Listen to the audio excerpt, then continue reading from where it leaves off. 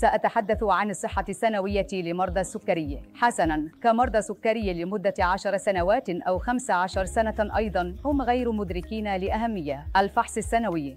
اختبار HbA1c هو اختبار مهم يجب عليك القيام به كل 3 أشهر مرة. وعند الحديث عن المضاعفات، فحص العين كل عام مرة. يجب أن تقوم بفحص عينيك لفحص الشبكية.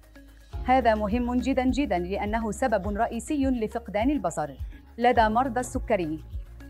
الثاني هو فحص القلب.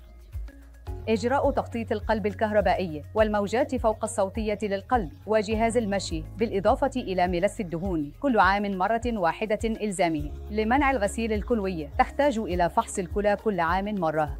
يشمل ذلك فحص اليوريا والكرياتينين والميكرو ألبومين في البول، بالإضافة إلى الموجات فوق الصوتية للبطن. إذا لاحظت أي تغييرات في مشكلة الكلى لديك مثل اتساع الميكرو ألبومين في البول، يمكننا علاجها في تلك المرحلة نفسها والسيطرة على حالة الكلى لديك ومنعك من الوصول إلى الغسيل الكلوي.